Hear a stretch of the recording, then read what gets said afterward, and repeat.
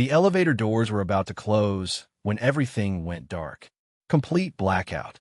"Don't worry," a gentle voice said in the darkness. "The backup generator will kick in soon." Marcus Wellington, CEO of Wellington Industries, found himself trapped with a stranger who seemed oddly calm. "You know," she continued, "power outages like this usually affect 3 city blocks. Your servers are probably switching to backup power right now." Marcus was intrigued. How did this woman know about backup servers? About business operations? For 20 minutes, they talked. About life, dreams, loss. Marcus felt something he hadn't felt in years. "I'm Marcus," he said softly. "And you're absolutely fascinating." "I'm Maria," she replied with a smile that made his heart skip a beat. The lights came back on. The elevator doors opened to reveal the busy lobby. That's when Marcus saw the cleaning cart. The uniform. Maria was the janitor of his own building. As Maria walked away, Marcus stood frozen. The most interesting woman he'd met in years was someone he'd never noticed before. But Maria Rodriguez carried herself with a dignity that money couldn't buy. For days, Marcus couldn't stop thinking about their conversation. Her intelligence, her warmth. He began staying late, hoping to run into her again during her evening shift. When they finally spoke again, the connection was undeniable. "I know who you are, Mr. Wellington," Maria said quietly. "We live in different worlds." "Maybe," Marcus replied, stepping closer. "But in that elevator, we were just two people having the most real conversation I've had in years." Maria's heart raced. She hadn't felt this way since before her world collapsed. "Have coffee with me tomorrow," Marcus asked. "Just coffee. Just two people talking." Maria looked at his hand, knowing that taking it would change everything. But what he didn't know could destroy them both. "Where are you watching from?" This is just the beginning of Marcus and Maria's incredible journey. Hit that like button if you're already invested in their story, and don't forget to subscribe, because what happens next will absolutely amaze you. The next morning, Marcus found himself walking slower through the lobby, hoping to catch a glimpse of Maria. But she worked the night shift. He couldn't stop thinking about their conversation in the elevator. Her intelligence, her warmth, the way she seemed to understand things that most people in his world never bothered to notice. For the first time in years, Marcus felt truly alive. He made excuses to stay late at the office, hoping their paths would cross again. His assistant noticed the change immediately. The cold, distant CEO was suddenly asking about building maintenance schedules and working late into the evening. That evening, Maria was cleaning the executive floor when she heard footsteps. Her heart skipped. She knew those footsteps belonged to Marcus Wellington. Part of her hoped he would find her, while another part wished she could disappear before he discovered more about her past than she was ready to share. She had built walls around her heart for good reason. Letting someone in meant risking everything she had worked so hard to protect. The last time she opened her heart completely, she lost everything. Her career, her savings, her identity. Could she risk that kind of pain again? "I brought coffee," Marcus said, appearing around the corner with 2 steaming cups. "I remember you said you liked it black with just a touch of sugar." Maria looked surprised. In his world, people didn't remember small details about the cleaning staff. But Marcus had been listening to every word she said. He had spent the entire day thinking about what would make her smile. The simple gesture meant more to Maria than he could ever know. She had forgotten what it felt like to be truly seen by another person. To matter. To be remembered. "You remembered," Maria whispered, accepting the cup with trembling hands. No one had brought her coffee in years. Not since she was Dr. Maria Rodriguez, respected surgeon, before her world collapsed. Most people don't notice the cleaning staff at all. Her voice carried years of pain, of being invisible, of being treated as less than human. Marcus sat down beside her, ignoring the fact that his expensive suit might get dirty. "I notice you," he said simply. "I see someone extraordinary." The words hit Maria like a physical blow. When was the last time someone had called her extraordinary? They talked for 2 hours that night. About books, about dreams that had been buried, about the loneliness that comes with loss. Marcus shared how empty his life had become since his wife died 3 years ago. how success meant nothing without someone to share it with. Maria listened with the kind of understanding that only comes from deep personal pain. She wanted to tell him about her own losses, but the words wouldn't come. Some wounds were still too fresh, even after all these years. Instead, she offered comfort with her presence, her gentle questions, her way of seeing straight into his soul. "You have such insight into people," Marcus said, studying her face in the soft light. "Have you always been so perceptive?" Maria's breath caught. She was treading dangerous ground. Her medical training had taught her to read people, to understand pain, to offer healing. But she couldn't tell him that. "Life teaches you things," she said carefully. "Pain makes you understand others who are hurting." Marcus reached across the small table and gently touched her hand. "What kind of pain have you experienced?" The question hung in the air, like a challenge Maria wasn't ready to accept. Maria pulled her hand away gently, wrapping both hands around her coffee cup for comfort. "We all have our stories," she said, avoiding his eyes. "Some are better left in the past." But Marcus wasn't deterred. Something about this woman called to him in ways he couldn't explain. She carried herself with a grace that spoke of better times, spoke in ways that revealed education far beyond what her current position would suggest. There were layers to Maria Rodriguez that he was determined to uncover. "Maybe," he said softly, "but sharing our stories is what makes us human." As the nights passed, Marcus found himself staying later and later. Their coffee meetings became a routine, a bright spot in both their lives. He was falling for her intelligence, her kindness, the way she made him laugh for the first time in years. She challenged his thoughts, questioned his assumptions, made him want to be a better man.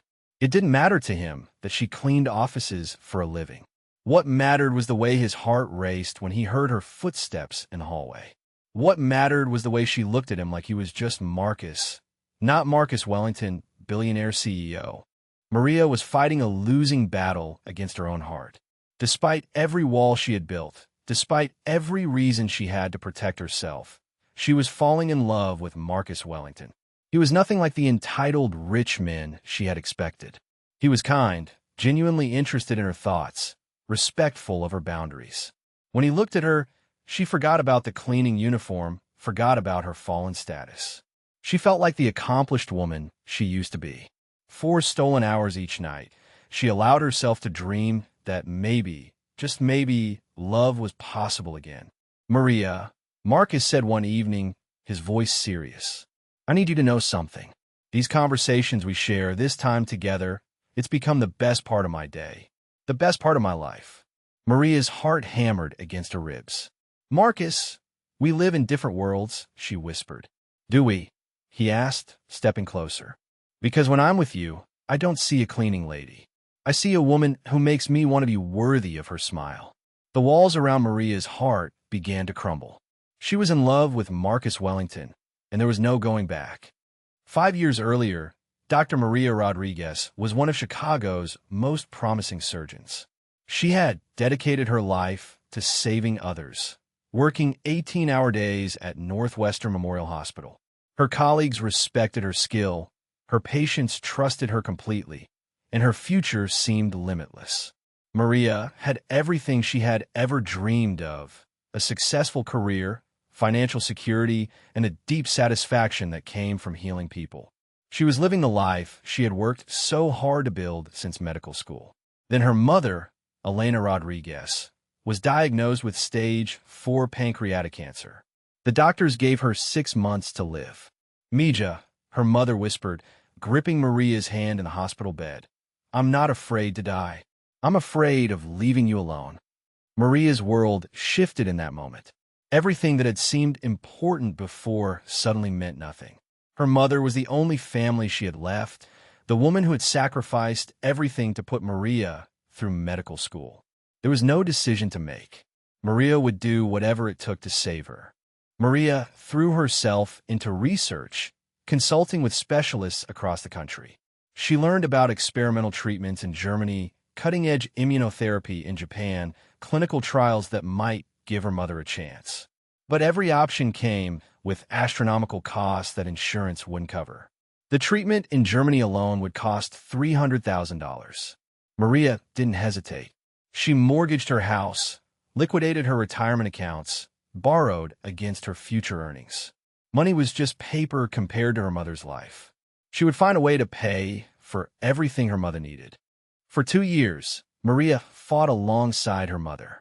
She flew her to Germany for treatments, brought specialists to Chicago, tried every experimental protocol available.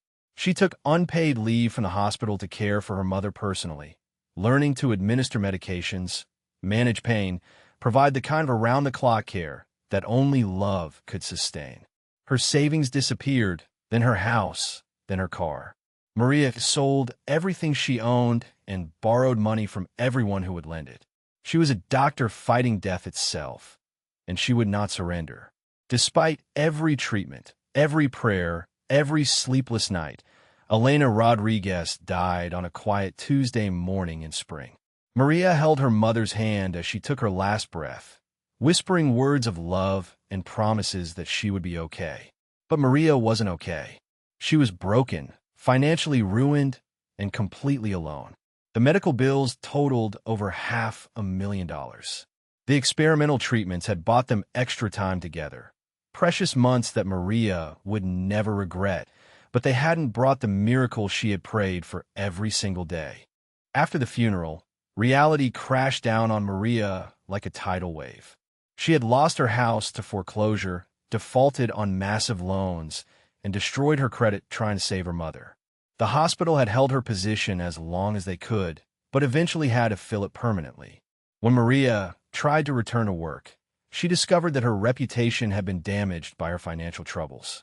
Hospitals were hesitant to hire a surgeon who might be distracted by creditors calling during operations. The medical community that had once embraced her now viewed her as a liability. Maria applied to hospital after hospital, clinic after clinic. The rejections came in polite letters that all said the same thing. We regret to inform you that we have decided to pursue other candidates. Her medical license was still valid, her skills were still sharp, but no one wanted to hire a doctor with her financial baggage. The irony was crushing. She had spent her life healing others, had given up everything to try to heal her mother, and now the medical profession had no place for her. The woman who had once saved lives was now struggling to save herself from complete financial ruin. With no other options and bills mounting daily, Maria took the only job she could find that didn't require a background check: night cleaning for a janitorial service. She would clean the very hospitals where she had once performed surgery, the offices where she had once been respected and valued. It was the ultimate humiliation, but Maria had learned that pride was a luxury she could no longer afford. She needed to eat, needed a roof over her head, needed to start paying back the mountain of debt that threatened to crush her completely. Every night, as Maria cleaned offices and emptied trash cans, she told herself it was temporary. She would find her way back to medicine somehow. She would rebuild her life, pay off her debts, and practice medicine again. But months turned into years, and the dream seemed further away than ever. The medical field had moved on without her. New procedures, new technologies, new faces filled the position she had once hoped to reclaim. Maria Rodriguez, the surgeon, had become invisible. She was now just Maria, the cleaning lady, forgotten by the world that had once needed her skills. Standing in the bathroom mirror of the Wellington Industries building, Maria looked at herself in the blue cleaning uniform and wondered how she had become so lost. She had sacrificed everything for love, and while she would make the same choice again, the cost had been higher than she ever imagined. Her mother was gone. Her career was gone. Her identity was gone. All she had left was her dignity and the hope that someday, somehow, she might find her way back to the woman she used to be. But for now, she was just trying to survive one day at a time, carrying her secret like a weight that grew heavier with each passing year. Marcus had been planning this dinner for weeks. He wanted his family to meet Maria, to see what he saw in her: intelligence, grace, genuine kindness. He set the table with his mother's finest china, arranged fresh flowers, and rehearsed how he would introduce the woman who had changed his life. His hands trembled slightly as he adjusted the silverware. This wasn't just any dinner party. This was the night he would tell his family that he was in love again, for the first time since losing his wife. He knew they would have questions, but he hoped they would welcome Maria with open hearts and minds. Maria stood outside the Wellington family mansion, her heart pounding so hard she could hear it in her ears.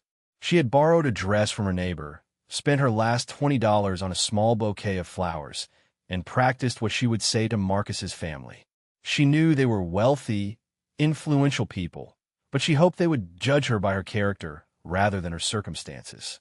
Taking a deep breath, she whispered a prayer for strength and rang the doorbell. The massive door opened to reveal a butler who looked at her with barely concealed surprise, clearly not expecting someone of her apparent social status. Victoria Wellington descended the marble staircase like a queen approaching her subjects. Her diamond jewelry caught the light from the crystal chandelier, and her silk dress probably cost more than Maria made in 6 months.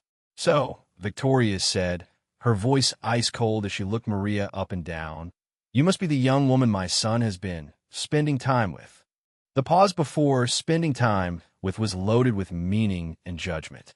Victoria's eyes took in every detail of Maria's modest dress, her simple jewelry, her obvious discomfort in such opulent surroundings. This was clearly not the type of woman she had envisioned for her son. James Wellington stepped forward with a genuine smile, offering his hand to Maria. "Welcome to our home, my dear. Marcus has told us so much about you." His kindness was a stark contrast to his wife's coldness, and Maria felt a moment of relief. "Thank you for having me, Mr. Wellington," Maria replied, accepting his handshake gratefully. At least one member of the family seemed willing to give her a chance. James led her into the living room where the rest of the family had gathered, their faces a mixture of curiosity and barely concealed skepticism about this unexpected addition to their exclusive circle. Patricia Wellington Hayes, Marcus's sister, studied Maria like a specimen under a microscope. As a high-powered attorney, Patricia was used to reading people quickly and ruthlessly. What she saw was a woman trying too hard to fit in, clearly out of her element in their world of privilege and power. "So Maria," Patricia said with a smile that didn't reach her eyes, "what do you do for a living?" The question hung in the air like a trap.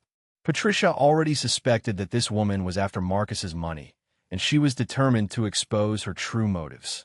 She had seen too many gold diggers try to charm their way into wealthy families, and she wouldn't let it happen to her brother. Maria felt the weight of their stares, the judgment in their eyes, the way they waited for her answer like predators circling their prey. "I work in building maintenance," she said quietly, her voice steady despite her racing heart.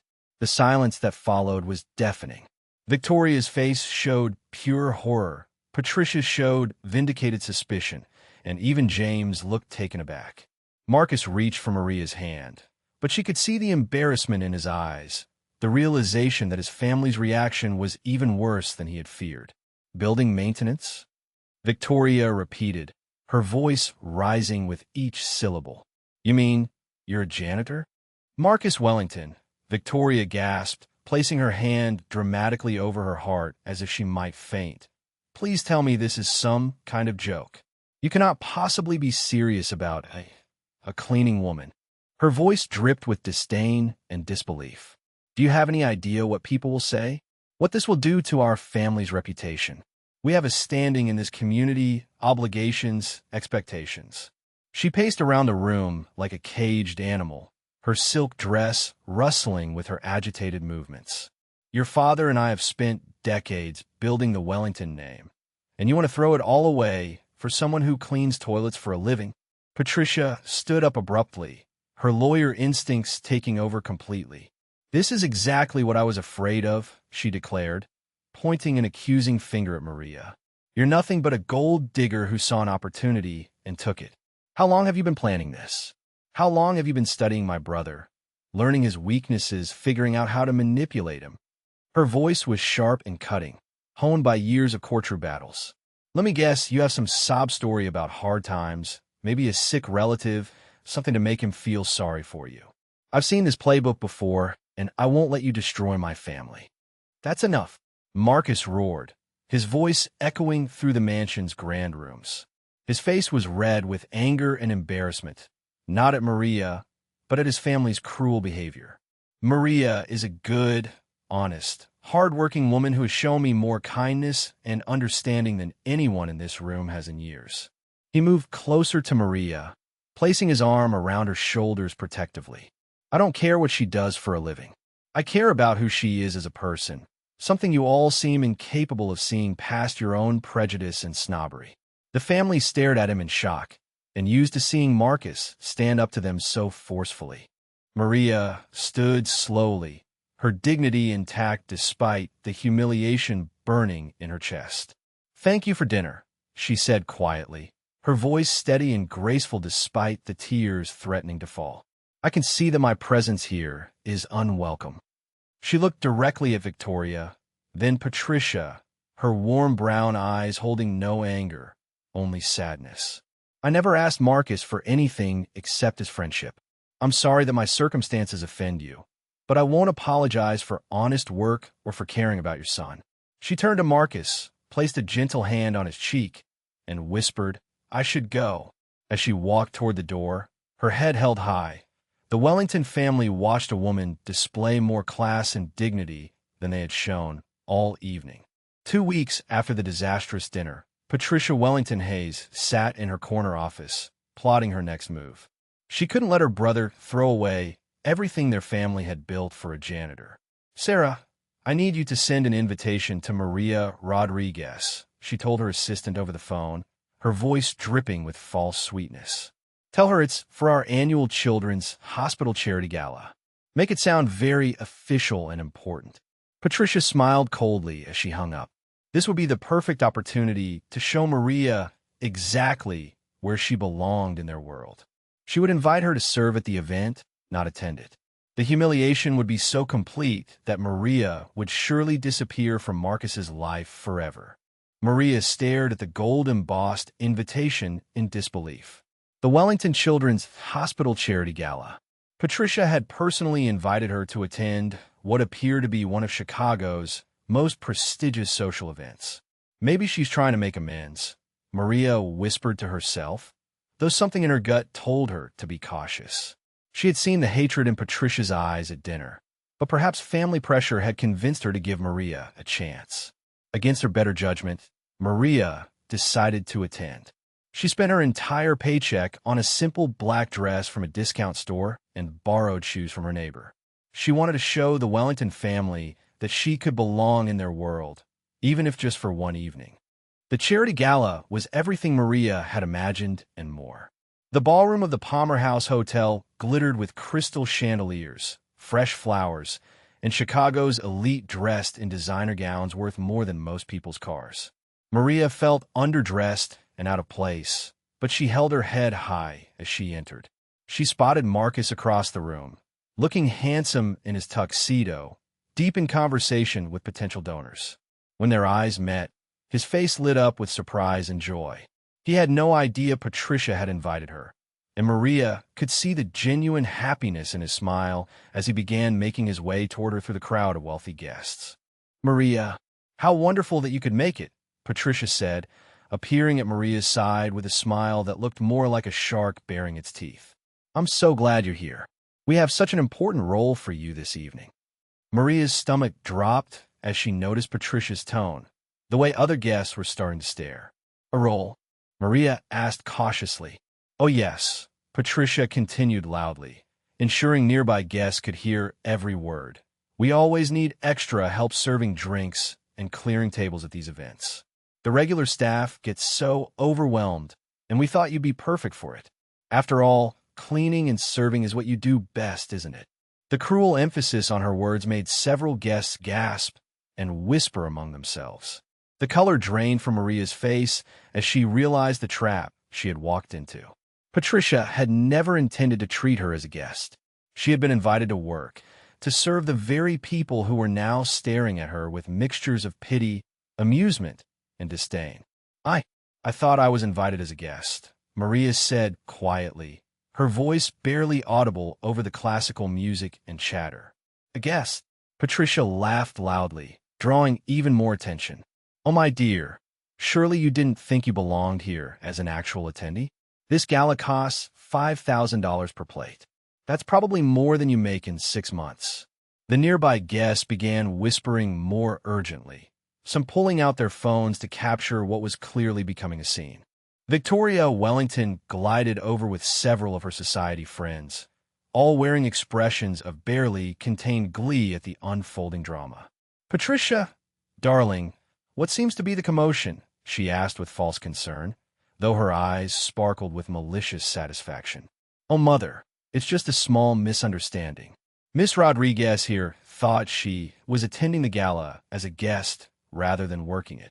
The group of women exchanged knowing looks and soft laughs. "How quaint," said Mrs. Pemberton, one of Victoria's closest friends. "I suppose when you're not used to these kinds of events, it's easy to get confused about your place." Their laughter was like knives cutting through Maria's dignity, each sound designed to remind her that she would never belong in their world. Maria stood in the center of what felt like a pack of wolves, their expensive perfumes and jewelry creating a barrier between her and any escape. She could feel the weight of hundreds of eyes upon her, phones discreetly recording her humiliation for social media gossip. "I understand there's been a mistake," Maria said with quiet dignity, her voice steady despite the tears threatening to fall. "I'll leave immediately." But Patricia wasn't finished with her yet. "Oh, but you're already here," she said with mock sweetness. "And we really could use the help. I'm sure our guests will be fascinated to meet the woman who has captured my brother's attention. Perhaps you could tell them about your unique career path while you serve their champagne." The cruelty in her suggestion made even some of the guests shift uncomfortably. "What the hell is going on here?" Marcus's voice cut through the crowd like a sword. He had been watching from across the room as his family surrounded Maria like predators, and the rage building inside him was unlike anything he had ever felt. Guests stepped aside as he strode toward the group, his face dark with fury. "Marcus, darling," Victoria began with false innocence, "we were just explaining to your friend about the evening's arrangements." But Marcus could see the pain in Maria's eyes, the way she held herself with dignity despite the obvious humiliation she was enduring. "Arrangements?" he growled, his voice low and dangerous. "What kind of arrangements involve publicly humiliating the woman I love in front of half of Chicago society?" "I invited her to help with the serving staff," Patricia said defiantly, refusing to back down even in the face of her brother's rage. "I thought she might feel more comfortable doing what she's used to rather than pretending to be something she's not." Her words were calculated to wound, designed to make Maria feel small and out of place. "Look around, Marcus," she continued, gesturing to the opulent ballroom and expensively dressed guests. "This is our world. These are our people. She doesn't belong here, and everyone in this room knows it. I'm simply being honest about reality instead of enabling this ridiculous fantasy." The crowd murmured their agreement, some nodding approvingly at Patricia's harsh but seemingly logical assessment of the situation. Maria had heard enough. Without another word, she turned and walked toward the ballroom exit, her head held high despite the hundreds of pairs of eyes following her every step. She moved with the grace of a queen abdicating her throne, maintaining her dignity even as her heart shattered into pieces. "Maria, wait." Marcus called after her, but she didn't turn around. She couldn't bear to see the pity in his eyes, couldn't stand the thought that he might finally see her the way his family did, as someone beneath his station, someone who would always be an embarrassment to the Wellington name. As she disappeared through the ornate doors, the ballroom erupted in whispers and gossip that would dominate Chicago society pages for weeks to come. The cleaning lady who thought she could be a princess had been put firmly back in her place. Marcus stormed into the family mansion the next morning, his rage from the previous night still burning white hot. He found his mother and sister having their usual morning tea in the sunroom, acting as if they hadn't just destroyed an innocent woman's dignity in front of hundreds of people. "How dare you?" he said, his voice shaking with controlled fury. "How dare you humiliate Maria like that? She trusted you enough to accept Patricia's invitation, and you used that trust to publicly destroy her. Victoria barely looked up from her china teacup, as if Marcus were discussing the weather. We simply showed her where she belongs, darling. Someone had to bring you back to reality before you made a terrible mistake that would ruin our family's reputation forever. Patricia set down her teacup with a satisfied smile, completely unrepentant about her cruel scheme. Marcus, you should be thanking us, she said with the confidence of someone who believed she had done the right thing. We saved you from making the biggest mistake of your life. Can you imagine introducing a janitor as your wife to our business associates? Our social circle? The board of directors? You would have become a laughingstock. She leaned forward, her green eyes cold and calculating. That woman was using you for your money, and we expose her for what she really is, a gold digger who thought she could climb the social ladder on your back. Now she's gone, and you can find someone appropriate for your station. Marcus walked to the window, looking out at the perfectly manicured gardens that had been his playground as a child. Everything in his life had been predetermined, planned, controlled by family expectations and social obligations. You know what I realized last night? He said quietly, his back still turned to his family. I've spent my entire life doing what you wanted, being who you wanted me to be. I married Catherine because she was from the right family, worked in the business because it was expected, lived in the house you chose because it matched our image. He turned around, and they could see something had fundamentally changed in his eyes.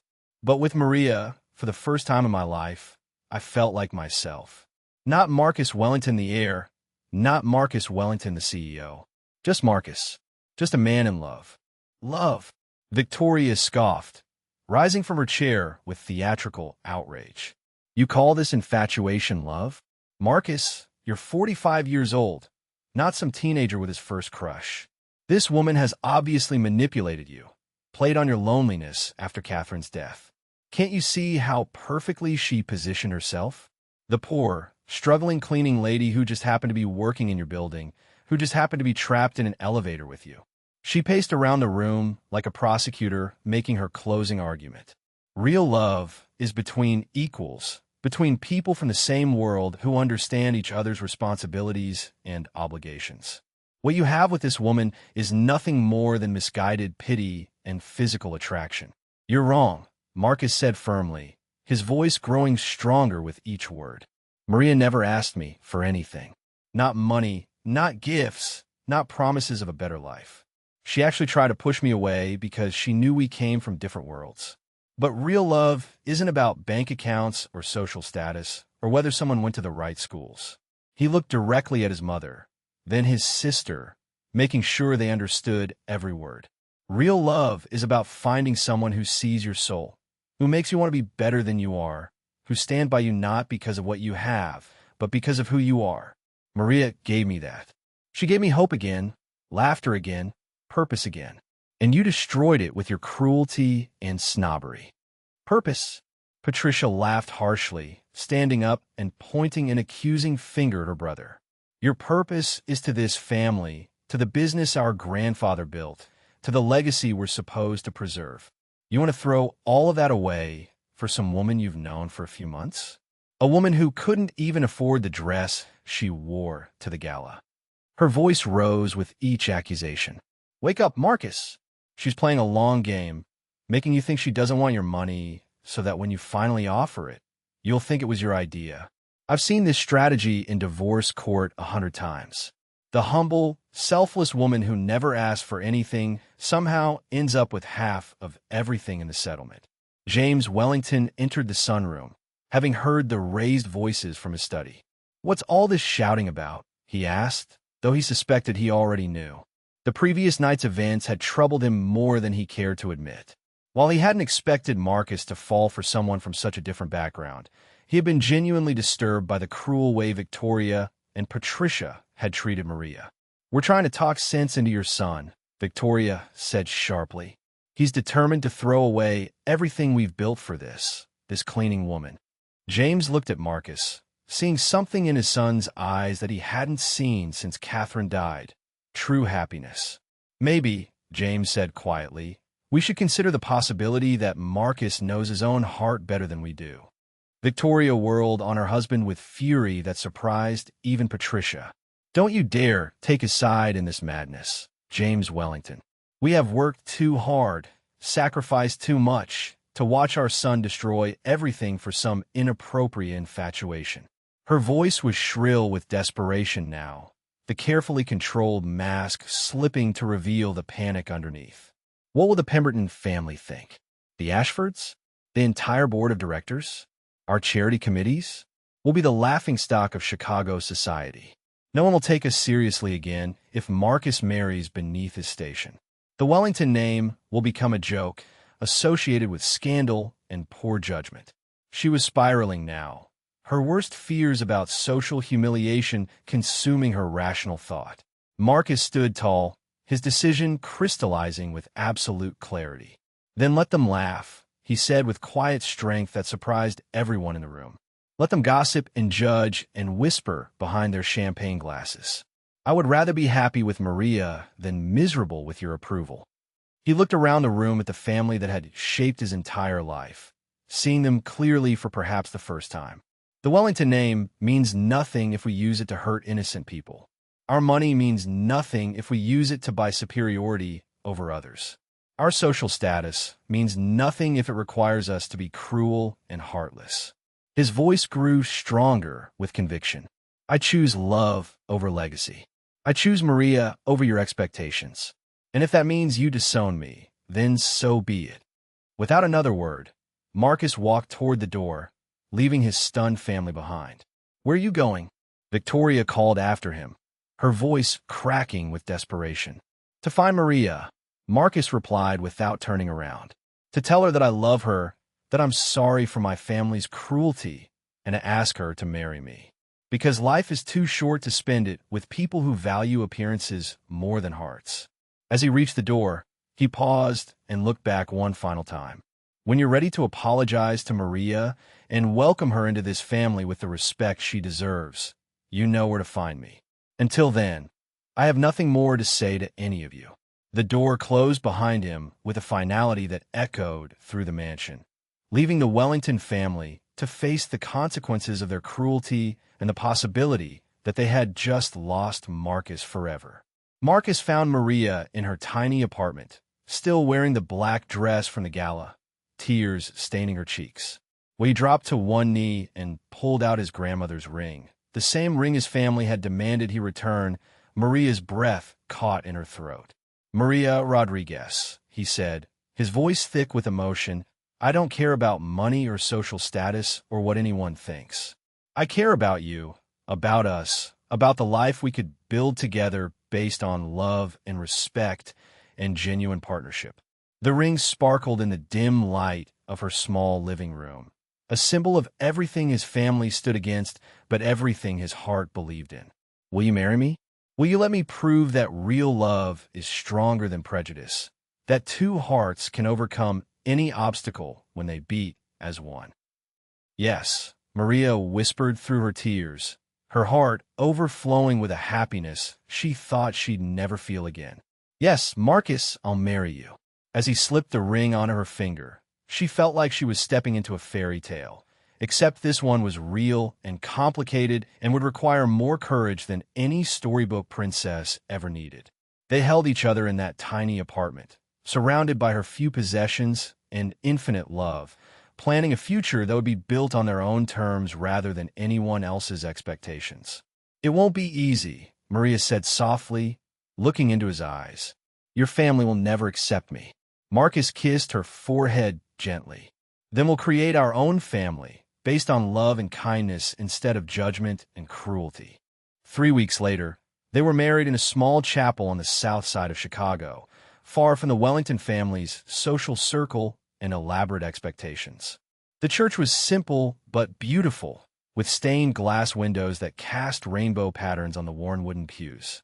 Maria's co-workers from the cleaning service sat beside Marcus's few genuine friends, the ones who had supported his decision to follow his heart rather than his family's demands. The guest list was small, but filled with people who understood that love was more important than lineage, that character mattered more than cash. Father Miguel, who had known Maria since her mother's illness, performed the ceremony with tears in his eyes, having watched this strong woman endure so much pain and finally find happiness. Maria walked down the aisle in a simple white dress she had found at a consignment shop, but she had never looked more beautiful. Her face glowed with happiness, her eyes shining with tears of joy as she saw Marcus waiting for her at the altar. She carried a small bouquet of white roses that cost $20, but meant everything because Marcus had chosen each flower himself. The congregation was small, but their love filled every corner of the little church.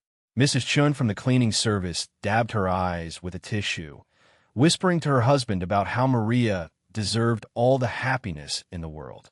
Even Father Miguel's voice wavered with emotion as he watched this woman who had suffered so much finally walking toward the love she deserved. Marcus stood at the altar in a simple black suit, having traded his usual designer clothing for something more appropriate to their humble ceremony.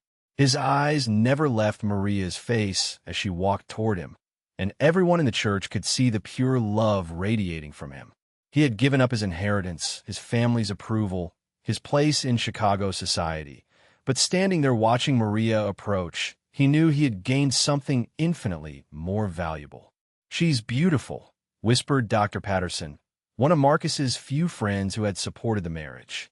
"He's never looked happier," replied Sarah from the cleaning crew. The absence of the Wellington family was notable but not mourned. Their love needed no approval from people who couldn't see Maria's worth.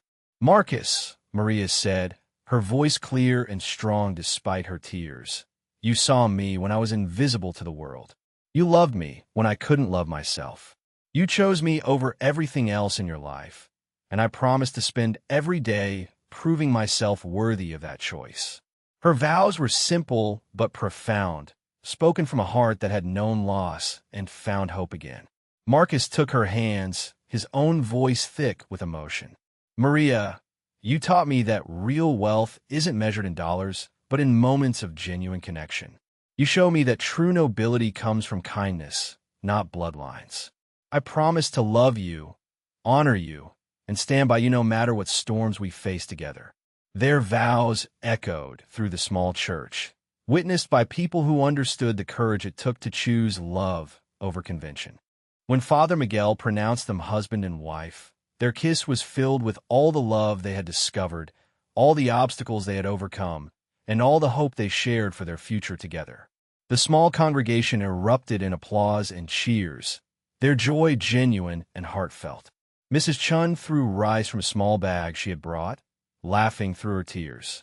Dr. Patterson whistled loudly, while the other cleaning crew members dabbed their eyes and hugged each other. It was a simple ceremony, but it was perfect because it was real, honest, and filled with people who celebrated their love without reservation or judgment. As they walked back down the aisle as husband and wife, Maria felt like she was finally home. Outside the church, their small wedding party gathered for photos and congratulations.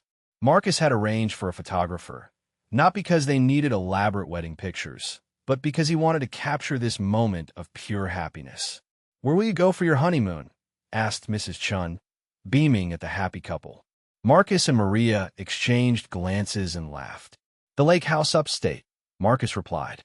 "It's simple, quiet, and perfect for us." He had sold some of his personal possessions to pay for the modest honeymoon, having been cut off from the family fortune, but neither of them cared. They had each other, and that was more valuable than any luxury resort or exotic destination their old life might have afforded. As they drove away from the church toward their honeymoon destination, Maria reached over and took Marcus's hand. "Any regrets?" she asked softly, knowing the enormity of what he had given up for her. Marcus lifted their joined hands to his lips and kissed her wedding ring. "Only one," he said with a gentle smile. "I regret not meeting you sooner." The simple gold band on her finger caught the afternoon sunlight, and Maria marveled at how a circle of metal could represent so much hope, so much promise, so much love.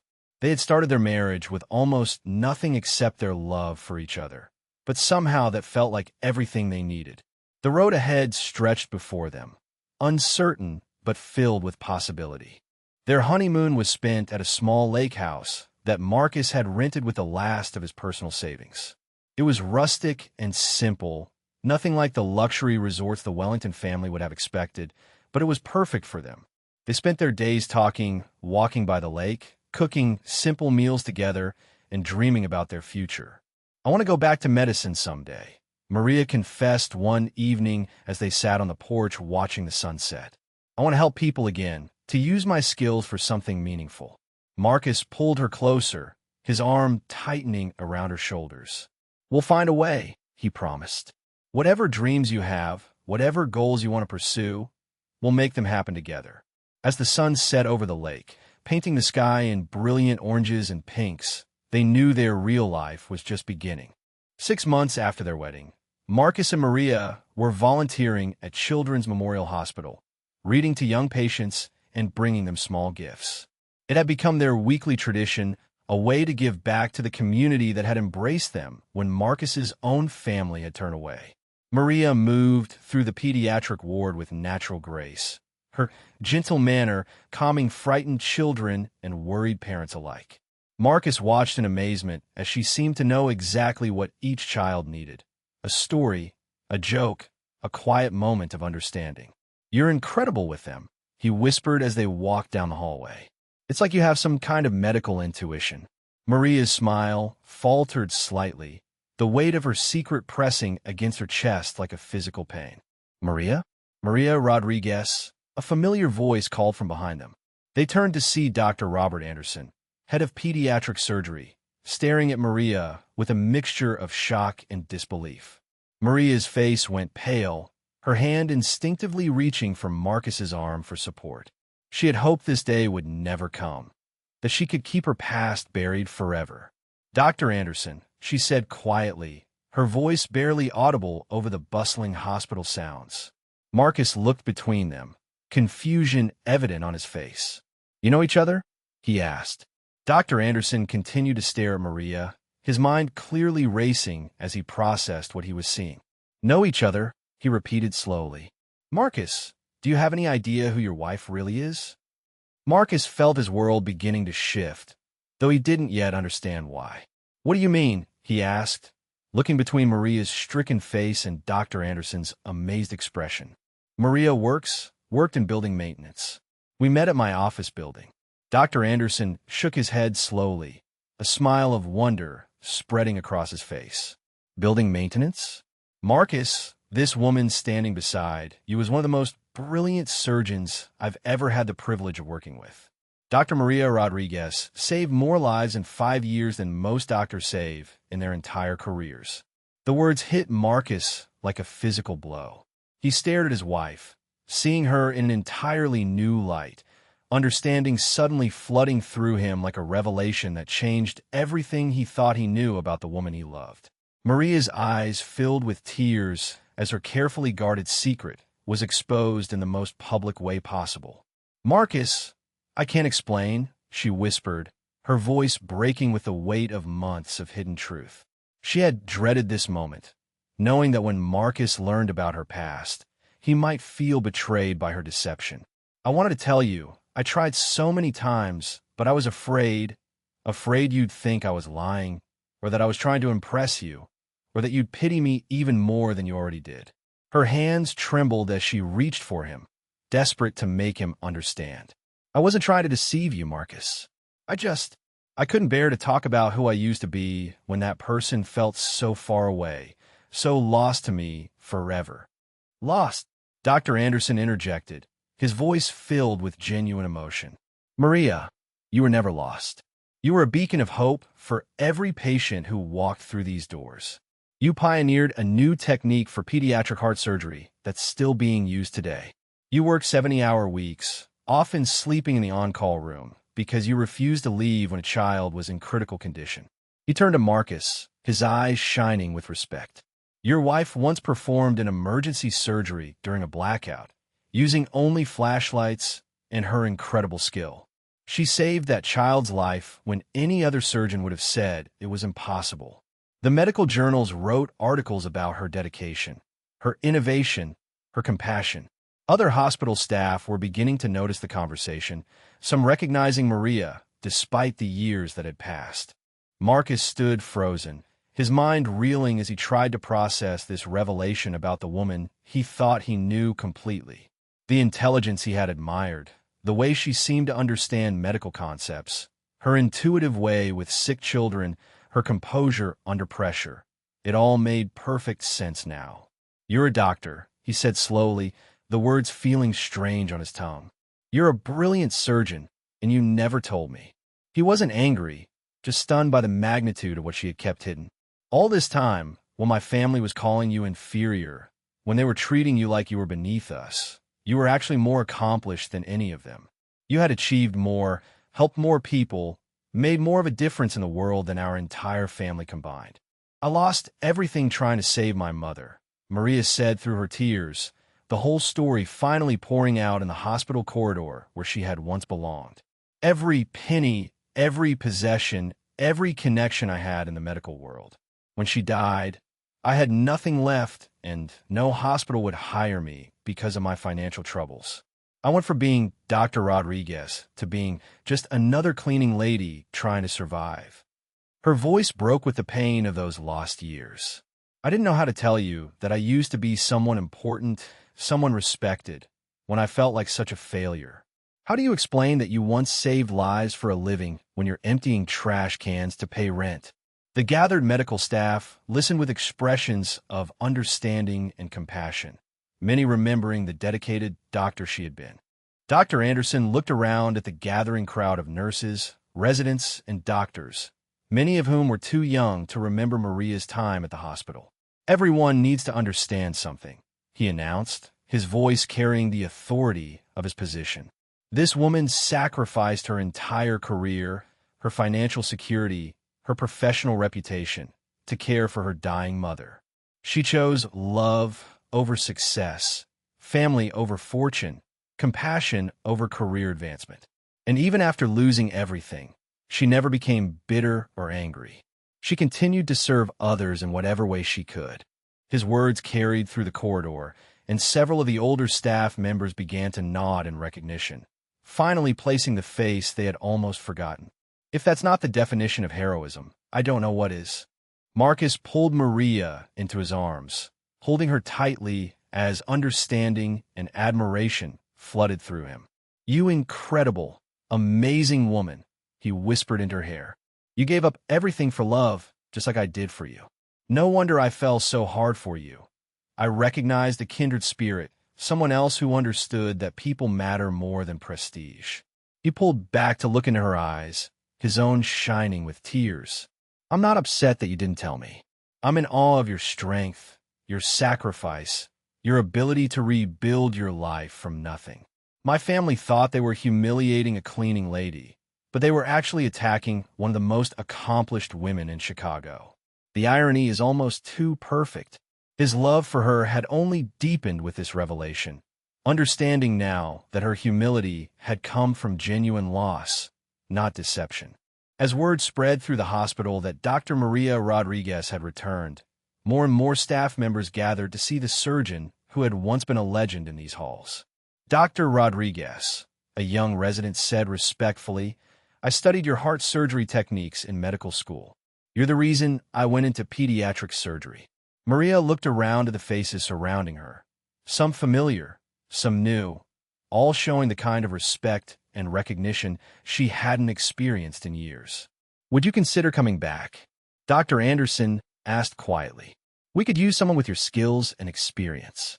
The medical world needs healers like you, Maria. It always has." Standing there in the hospital corridor, surrounded by the medical community that had once been her home, Maria felt something she hadn't felt in years. The possibility that Dr. Maria Rodriguez wasn't lost forever after all. Dr. Robert Anderson stood in the grand foyer of the Wellington Mansion, clutching a manila folder filled with articles, medical journals, and photographs that would change everything. He had wrestled with his conscience for 2 weeks since encountering Maria at the hospital, debating whether to interfere in a family matter that wasn't his business. But the memory of Maria's tears, the way she had been treated at that charity gala, according to hospital gossip, and his respect for one of the finest doctors he had ever known finally compelled him to act. Mrs. Wellington will see you in the library, the butler announced formally. Dr. Anderson took a deep breath, knowing that what he was about to reveal would shatter every assumption this family had made about the woman they had so cruelly rejected. Victoria Wellington sat behind her mahogany desk like a queen holding court, her expression one of barely concealed irritation at being interrupted by this unexpected visitor. Dr. Anderson, isn't it? I'm afraid I can't imagine what business you might have with our family. Her tone was dismissive, clearly expecting this to be a brief and unimportant interruption to her day. She gestured impatiently for him to sit, her diamond bracelet catching the light from the library's crystal chandelier. I trust this won't take long. I have a board meeting for the Children's Hospital Charity Committee in an hour. The irony of her statement wasn't lost on Dr. Anderson, considering what he was about to reveal about the woman Victoria had publicly humiliated at that very charity's gala just months earlier. Actually, Mrs. Wellington, this is about your daughter-in-law, Maria Rodriguez, Dr. Anderson said, opening his folder and spreading its contents across the polished desk. I believe there are some things about her that you should know. Victoria's expression hardened immediately, her lips pursing with displeasure. I'm afraid I have no interest in discussing my son's unfortunate choice of wife. That matter is closed as far as this family is concerned. But Dr. Anderson continued undeterred, placing a prestigious medical journal on the desk with Maria's photo on the cover. This is the New England Journal of Medicine from 4 years ago. The cover story is about revolutionary pediatric heart surgery techniques. The doctor featured is your daughter-in-law. Victoria's eyes widened as she looked at the professional photograph of Maria in surgical scrubs, the confident smile of an accomplished physician. Patricia burst into the library just as Dr. Anderson was explaining the significance of Maria's medical achievements. "Mother, what's going on?" The butler said there was something urgent about. Her words died in her throat as she saw the medical journals, newspaper clippings, and award certificates spread across the desk. "This can't be right," she whispered, picking up a newspaper article with the headline, "Local Surgeon Saves Child's Life During Hospital Blackout." The photograph clearly showed Maria in surgical attire, surrounded by grateful colleagues and the family of the child she had saved. Patricia's legal mind, trained to analyze evidence, couldn't deny what she was seeing, but her emotional prejudices made it almost impossible to accept. This must be some kind of mistake. That woman is a janitor. Maria Rodriguez was one of the most respected pediatric surgeons in Chicago, Dr. Anderson continued, his voice filled with professional admiration and personal respect. She graduated summa cum laude from Northwestern Medical School, completed her residency at Johns Hopkins, and published groundbreaking research on minimally invasive heart surgery for children. She was offered positions at hospitals across the country, but she chose to stay in Chicago to be near her mother. He pulled out a photo of Maria receiving a humanitarian award from the American Medical Association. This award was given to her for performing free surgeries for underprivileged children. She donated hundreds of hours of her time and expertise to families who couldn't afford medical care. Victoria and Patricia stared at the evidence before them, their worldview crumbling with each new revelation. Victoria picked up the medical journal with trembling hands, reading the article that praised Maria's innovative surgical techniques and compassionate patient care. It says here that she pioneered a procedure that reduced recovery time for pediatric heart patients by 40%, she whispered, her voice barely audible. The article calls her a surgeon of exceptional skill and unlimited compassion. The words felt like daggers in her chest as she remembered her own cruel comments about Maria being beneath their family station. Dr. Anderson nodded solemnly. Maria gave up her entire career to care for her dying mother. She spent every penny she had, liquidated her investments, mortgaged her future, all to try experimental treatments that might save her mother's life. When her mother died, Maria had lost everything but her medical license and her integrity. James Wellington entered the library and quietly read over his wife's shoulder, his face growing pale as he absorbed the magnitude of their mistake. "Dear God," he breathed, sinking into a leather chair as the full impact hit him. We humiliated one of the most accomplished women in Chicago. We treated her like she was worthless when she had dedicated her life to saving children. He looked at his wife and daughter, seeing his own shame reflected in their faces. Do you realize what we've done? We judged her by her current circumstances without knowing anything about her character, her sacrifices, her achievements. His voice broke as he continued. She lost everything trying to save her mother's life, and instead of showing compassion, we kicked her when she was already down. We're not the superior people we thought we were. We're the cruel ones. Patricia collapsed into a chair, the legal documents and medical journals scattered in her lap, like evidence of her own moral failure. I called her a gold digger, she whispered, her voice hollow with dawning horror. I accused her of manipulating Marcus for money when she had given up millions of dollars in potential earnings to care for her dying mother. Tears began to flow down her cheeks as the full weight of her cruelty hit her. She never defended herself, never told us who she really was, never threw her accomplishments in our faces to make us feel small. She took our abuse with dignity because she's a better person than any of us. Dr. Anderson watched the family grapple with their guilt, feeling both satisfaction at Maria's vindication and sadness at the pain that could have been avoided if they had shown basic human decency from the beginning. I came here today because Maria Rodriguez deserves justice, Dr. Anderson said firmly, his voice cutting through their shocked silence. She deserves to have her reputation restored, her sacrifices acknowledged, her character recognized for what it truly is. You treated her like trash at that charity gala, humiliated her in front of hundreds of people, and drove a wedge between her and Marcus based on nothing but prejudice and arrogance. He stood to leave, gathering his documents. Maria never asked me to come here. She doesn't know I'm having this conversation. But I've watched brilliant doctors leave medicine because of financial hardship, and I've seen families torn apart by pride and prejudice. The medical community knows what kind of person Maria is. It's time her new family learned the truth as well. For the first time in decades, Victoria Wellington broke down completely, her carefully maintained composure crumbling under the weight of her own cruelty. "What have we done?" she sobbed, her voice echoing through the marble halls of the mansion that suddenly felt cold and empty. "We drove away the most accomplished, most generous, most noble woman Marcus could have found, and we did it because we cared more about appearances than character." She looked at the photo of Maria receiving her humanitarian award, remembering the dignity with which Maria had endured their attacks. She could have destroyed us with the truth at any time, could have made us look like fools, but she chose silence over revenge. She protected our ignorance when she had every right to expose it. As Dr. Anderson left them alone with their guilt and their newfound understanding, the Wellington family faced the devastating realization that they had been the villains in this story all along. Victoria Wellington stood outside Maria's modest apartment building, her hands shaking as she clutched a bouquet of white lilies and a handwritten letter. For 3 days since Dr. Anderson's visit, she hadn't been able to eat, sleep, or think about anything except the terrible injustice she had committed against an innocent woman. Her chauffeur waited in the Rolls-Royce, but Victoria had insisted on walking to the door alone.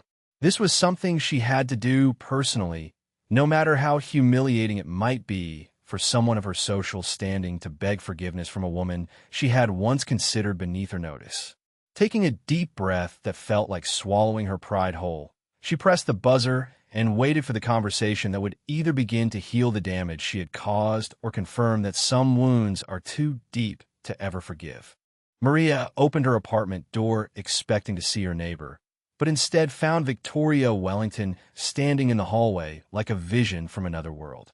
For a moment, neither woman spoke, the weight of their shared history hanging between them like a wall of pain and regret.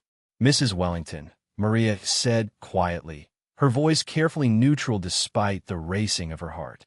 She had dreamed of this moment and dreaded it in equal measure, wondering if Marcus's mother had come to deliver more cruelty or if something had fundamentally changed. Victoria looked older somehow, her usually perfect composure replaced by something Maria had never seen in her before, genuine vulnerability, and what appeared to be deep, crushing shame that had aged her years in just a few days.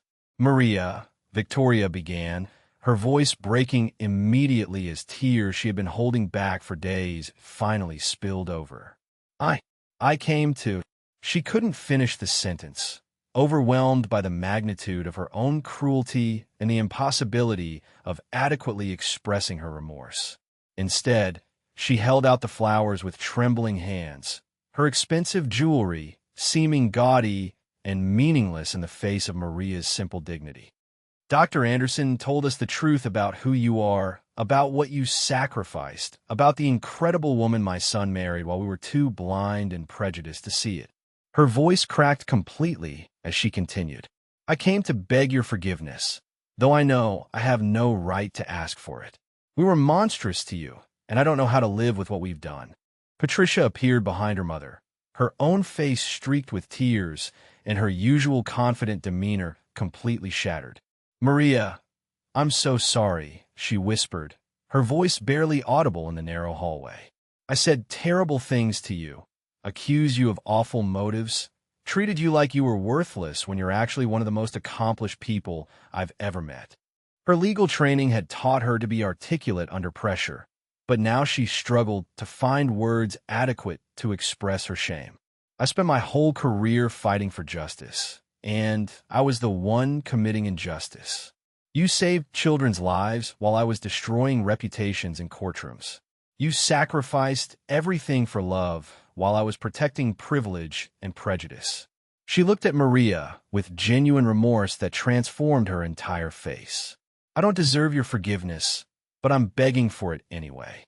James Wellington stepped forward, leaning heavily on his walking cane, his usually strong voice reduced to a trembling whisper.